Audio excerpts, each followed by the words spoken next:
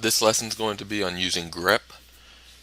Grep is a regular expression line processor that you can use to parse lines out of a text file or other utilities.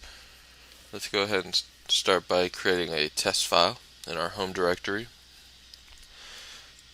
vi, call it test.txt, and let's just add a few words here. What Frank testing 1,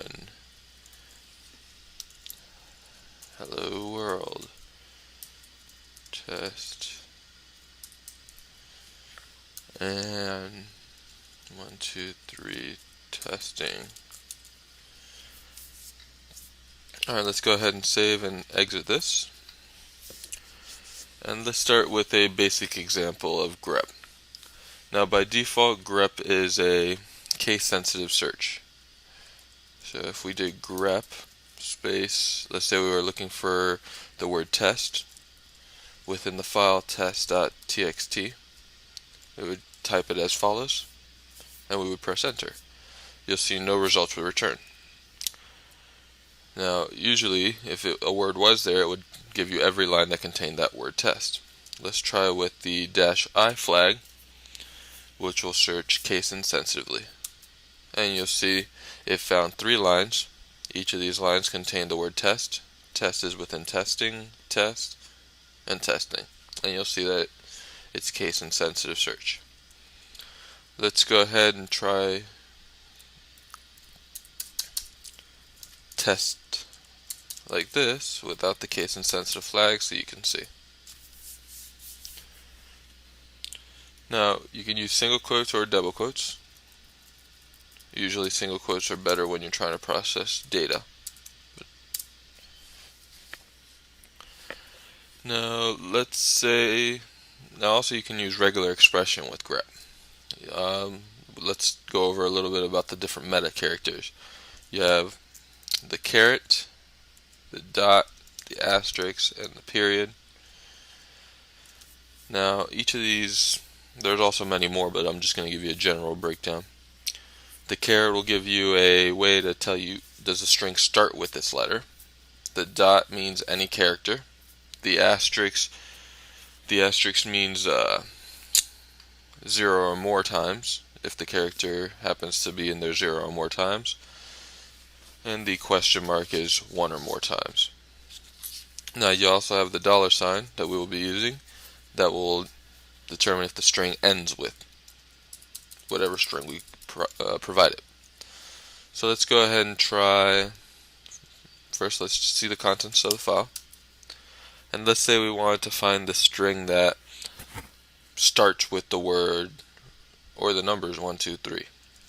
So we would do grep caret 1, 2, 3,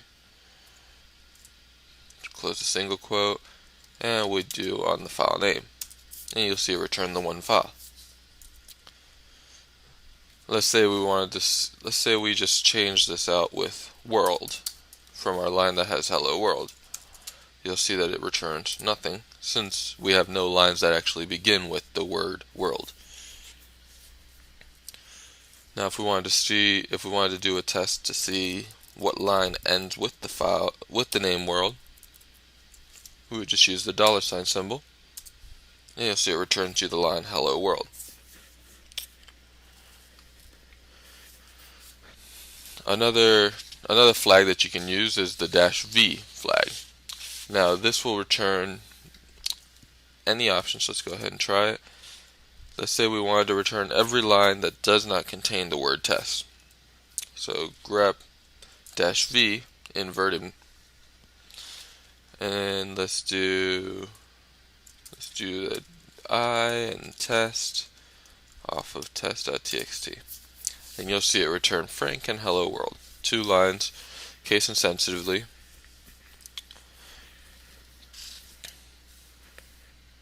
Now you can also use pipes to actually filter your results even more. Let's go ahead and try to filter out Frank as well, just to leave hello world. Grep, so we'll do -vi test space text.txt, pipe. Now let's pipe the output into the input stream of grep again. Grep-v, and we'll do frank. And you'll see we only return the line hello world.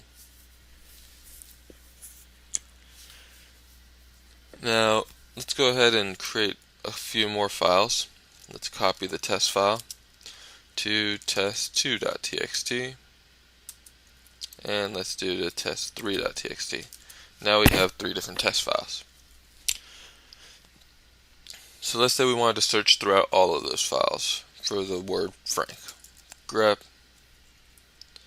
let's do -i, frank, off of test, and you'll see with the asterisk, that means for anything after any file that's starts with test and ends with whatever after, it'll return me all the lines that contain that word frank.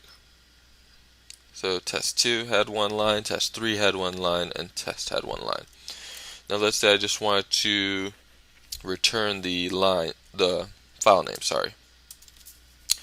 I'll add the -l flag, and it will return just the file names. Now if I had folders and nested folders and I wanted to search recursively throughout these folders, I could just do asterisk and then use an R flag, and that would search recursively.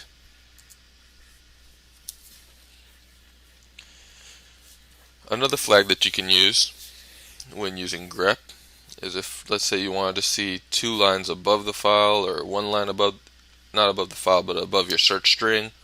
Let's go ahead and view the contents again of test. And let's say we wanted to view the 2 lines above hello world and the 2 lines after hello world. We could do grep-c 2, so you're telling it how many lines, and then we would just do, let's do -i again and hello world on the test.txt, and you'll see it returned you, in this case, all of the lines within that file, but more so 2 lines above the string that we were searching and 2 lines after the string. Now, I'm not expecting everybody to remember every flag, but you could use grep-help. Let's go ahead and pipe that to the less, which would give you all of the other flags that you can use and explain a little more in detail what each one would do for you.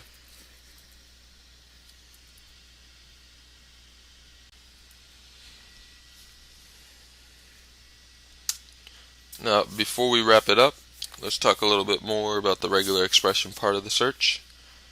And let's go ahead and clear our window. So let's view the contents again of test.txt. And let's say we wanted to get every line that contained a number. Now, we could do grep and then these square brackets. Now within the square brackets we can do 0 to 9. And then we'll do on the test file. And you'll see it returns any line that contained at least 1 number.